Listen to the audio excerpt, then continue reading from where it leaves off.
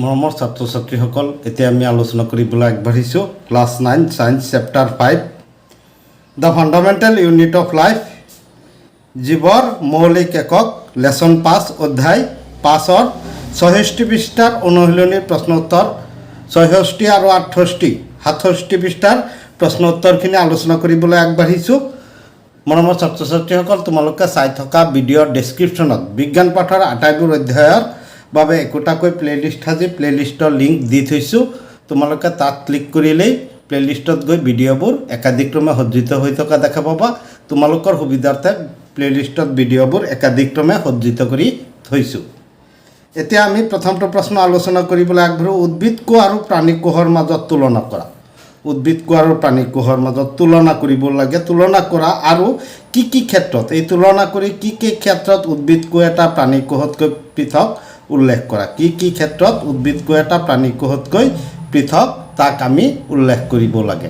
এতিয়া এই প্ৰশ্নটো আগবঢ়োৱাৰ আগতে এই প্ৰশ্নৰ আনচাৰখিনি উত্তৰ আমি ক'ত পাম সেইখিনি মই দেখুৱাই লৈছোঁ তোমালোকক।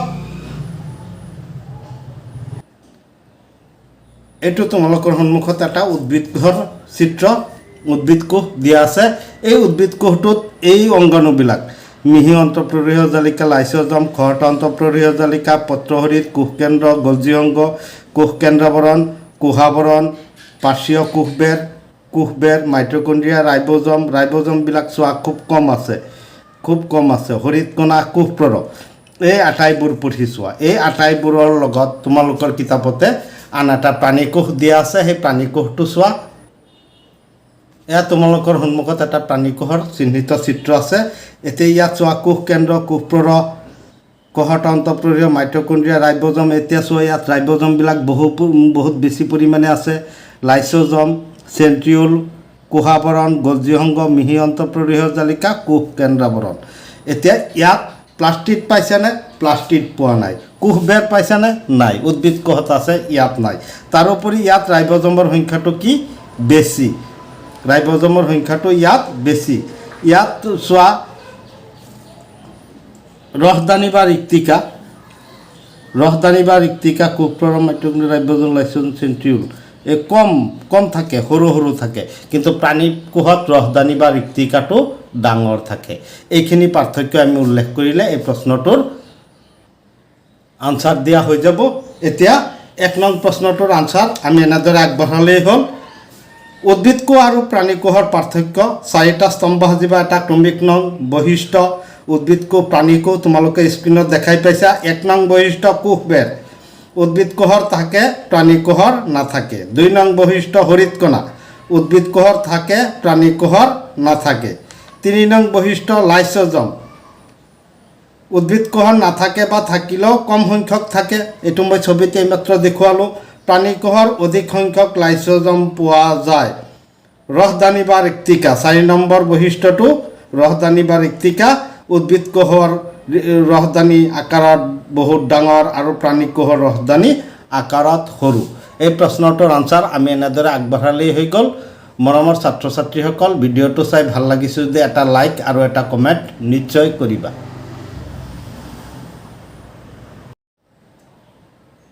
এতিয়া আমি দ্বিতীয়টো প্ৰশ্ন আলোচনা কৰোঁ। কি কি ক্ষেত্ৰত, কোনবিলাক ক্ষেত্ৰত প্ৰকোষ কেন্দ্ৰীয়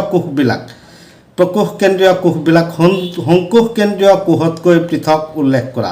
কি কি ক্ষেত্ৰত এইবিলাক পৃথক? ইয়াৰ আগৰ আনচাৰটো যেনেকৈ স্তম্ভ বনাই বৈশিষ্ট্যৰ ওপৰত ভিত্তি কৰি দিছিলোঁ এনেকৈয়ে দিব পাৰোঁ, বা অন্য ধৰণেও এই আনচাৰটো দিব পাৰোঁ। ইয়াত অন্য ধৰণে আগবঢ়াইছোঁ, তোমালোকে স্তম্ভ সাজিও তেনেকৈও আনচাৰটো আগবঢ়াব পাৰা। এই আনচাৰটো দিয়াৰ আগতে এই আনচাৰটো আমি কিতাপৰ কোনখিনিত পাম সেইখিনি মই তোমালোকক দেখুৱাই লৈ আছোঁ। এই 2 নং প্ৰশ্নটোৰ আনচাৰ তোমালোকে এইখিনি পঢ়িলেই পাই যাবা। এইখিনিত কি কৈছে? কোষ কেন্দ্ৰই কোষ বিভাজন বা কোষৰ বংশ বিস্তাৰত মুখ্য ভূমিকা লয়।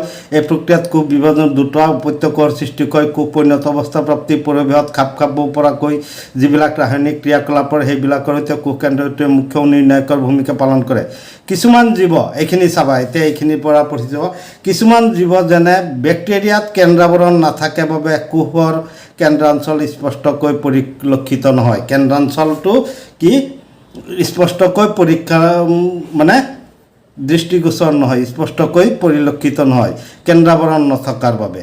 তেনেবিলাক কোহৰ কেন্দ্ৰাঞ্চলত নিউক্লিক এচিডহে থাকে। এইবিলাক কোহৰ কেন্দ্ৰাঞ্চলত নিউক্লিক এচিডহে থাকে, ইয়াকে নিউক্লিয়ড বুলি কোৱা হয়।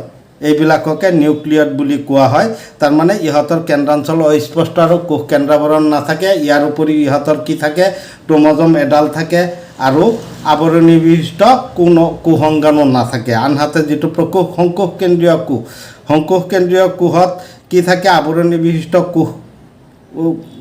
কোষংগাণু থাকে, কোষ কেন্দ্ৰীয় আৱৰণ থাকে। কোষ কেন্দ্ৰটো স্পষ্ট, ক্ৰমজমৰ সংখ্যা এডালতকৈ বহুত বেছি থাকে। তোমালোকে এইখিনিৰ পৰা এইখিনি আলোচনা কৰাৰ লগে লগে এই প্ৰশ্নটোৰ আনচাৰ তোমালোকে নিজে নিজে পাই যাবা। এতিয়া মই এই 2 নং প্ৰশ্নটোৰ আনচাৰ আগবঢ়াইছোঁ। এই দ্বিতীয়টো প্ৰশ্নৰ আনচাৰ তোমালোকে এনেদৰে আগবঢ়ালেই হ'ল। প্ৰকোষ কেন্দ্ৰীয় কোষবিলাক সংকোষ কেন্দ্ৰীয় কোষৰ পৰা পৃথক হোৱাৰ কাৰকবোৰ হ'ল: প্ৰকোষ কেন্দ্ৰীয় কোষৰ আকাৰ সৰু 1 to 10 মাইক্ৰন, ইহঁতৰ কেন্দ্ৰাঞ্চল অস্পষ্ট আৰু আৱৰণহীন, যাক নিউক্লিয়ড বুলি বোলা হয়, এডাল ক্ৰমজম থাকে, ইয়াৰ আৱৰণী বিশিষ্ট কোষ অংগাণু নাথাকে। এই কথাখিনিৰে বিপৰীত বেলেগ ধৰণৰ হয় সংকোষ কেন্দ্ৰীয় কোষত।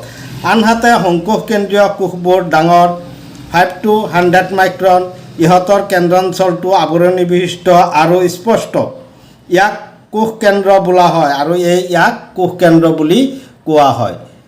তাৰপিছত আছে এডালতকৈ বেছি ক্ৰমজম থাকে, ইয়াত আৱৰণী বিশিষ্ট কোষ অংগাণু নাথাকে।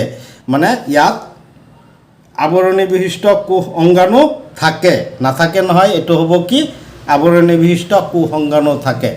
মৰমৰ ছাত্ৰ ছাত্ৰীসকল, ভিডিঅ'টো চাই ভাল লাগিছে যদি চেনেলটো ছাবস্ক্ৰাইব কৰি লোৱা আৰু বেল নটিফিকেশ্যনটো টিপি দিয়া, যাতে নতুন নতুন ভিডিঅ'ৰ নটিফিকেশ্যন লগে লগে পাই যোৱা, আৰু বন্ধুসকলৰ লগত যিমান পাৰা ভিডিঅ'টো শ্বেয়াৰ কৰিবা।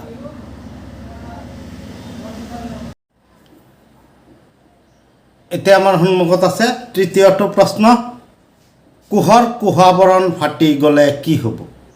এই কথাটোৰ পোনপটীয়া আনচাৰ কিতাপত নাই, যদিও আমি কিতাপত যিখিনি অধ্যয়ন কৰিলোঁ সেই অধ্যয়নৰ ওপৰত ভিত্তি কৰি এই প্ৰশ্নটোৰ আনচাৰ আগবঢ়াব লাগিব।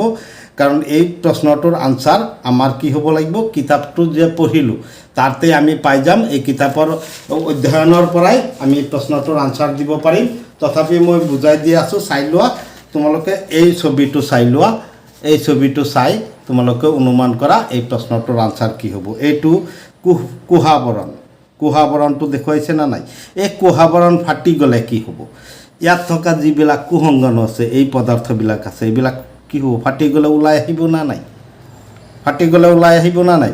ওলাই আহিলে এইবিলাকৰ কি হ'ব? এইবিলাক যেতিয়া ওলাই আহিল, কোষটো সংগঠিত হৈ থাকিল নে? কোষটো সংগঠিত হৈ থাকিব নোৱাৰে। ই অসংগঠিত, সংগঠিত নহয়। যেতিয়া সংগঠিত হৈ নাথাকিব, এই কোষংগাণুবোৰ ওলাই আহিব, তেতিয়া কোষটো কি হৈ যাব? মৰি যাব। তাৰমানে এই কোষাৱৰণটো ফাটি গ'লে কি হ'ব? আমি এই কথাটোৰ ওপৰত ভিত্তি কৰি এই আনচাৰটো আগবঢ়াব লাগে। এতিয়া তোমালোকে নিশ্চয় বুজিব পাৰিছা এই আনচাৰটো আমি কেনেদৰে আগবঢ়াব লাগিব। চাই লোৱা আকৌ, এই কোষাৱৰণটো ফাটি গ'লে এই ভিতৰত যে এইবিলাক পদাৰ্থ আছে, চেন্ট্ৰিউল, লাইচোজম, ৰাইবোজম, মাইটকণ্ড্ৰিয়া, খৰতা অন্তঃপ্ৰদেশ, কোষপ্ৰৰ, কোষ কেন্দ্ৰাৱৰণ, মিহি অন্তঃপ্ৰদেশ, গলজি সংঘ, এই কোষংগাণুবিলাক কি হ'ব? ওলাই আহিব। যেতিয়া কোষংগাণুবিলাক ওলাই আহিব, তেতিয়া কোষংগাণুবিলাকে কাৰ্যশীল হৈ থাকিব নে? হৈ নাথাকে। তেতিয়া কোষটো কি হৈ যাব? মৃত্যুমুখত পৰিব। এতিয়া তোমালোকে নিশ্চয় এই প্ৰশ্নটোৰ আনচাৰ দিব পাৰিবা। এতিয়া মই এইটো প্ৰশ্নৰ আনচাৰ আগবঢ়াইছোঁ। এই প্ৰশ্নটোৰ আনচাৰ আমি এনেদৰে আগবঢ়ালেই হ'ল: কোষ এটাৰ কোষাৱৰণ ফাটি গ'লে কোষৰ ভিতৰৰ কোষপ্ৰদ কোষংগাণুৰ সৈতে বাহিৰলৈ ওলাই আহিব, ফলত কোষটোৰ মৃত্যু ঘটিব। ফলত কি হ'ব? কোষটো মৰি যাব। এই প্ৰশ্নটোৰ আনচাৰ আমি এনেদৰে আগবঢ়ালেই হ'ল। মৰমৰ ছাত্ৰ ছাত্ৰীসকল, ভিডিঅ'টো বন্ধুসকলৰ লগত যিমান পাৰা শ্বেয়াৰ কৰিবা।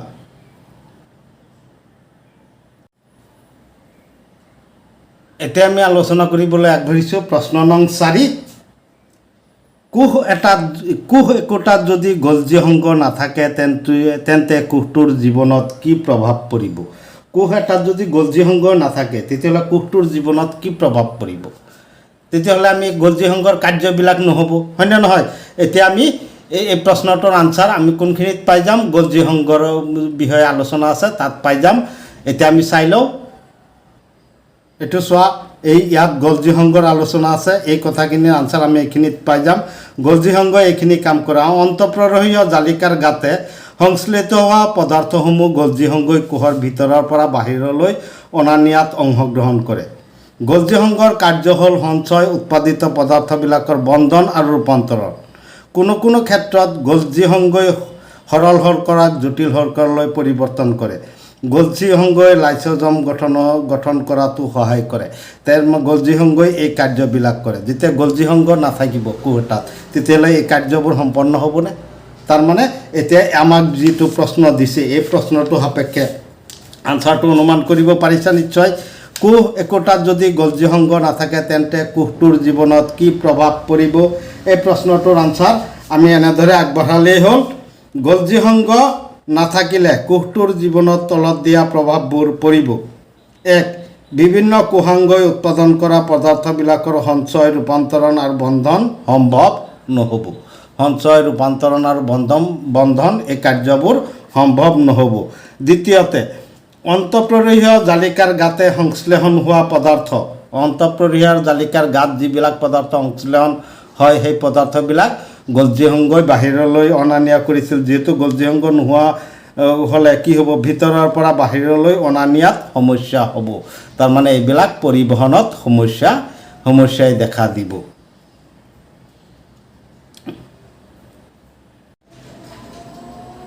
মৰমৰ ছাত্ৰ ছাত্ৰীসকল, এয়া তোমালোকৰ সন্মুখত বেলেগ বেলেগ অধ্যায়ৰ 4টাকৈ প্লেলিষ্ট লিংক আছে। তোমালোকে চাই থকা ভিডিঅ'ৰ সোঁফালে ওপৰফালে 3ডাল ডট চিন আছে, তাত ক্লিক কৰিলেও বেলেগ বেলেগ অধ্যায়ৰ বেলেগ বেলেগ বিষয়ৰ 5টা প্লেলিষ্ট লিংক পাই যাবা। ইয়াৰ উপৰি ভিডিঅ'ৰ ডেছক্ৰিপশ্যনতো আটাইবোৰ অধ্যায়ৰ প্লেলিষ্ট লিংক আছে। তোমালোকে প্লেলিষ্টত গৈ ভিডিঅ'বোৰ একাধিক্ৰমে চাই যাব পাৰা।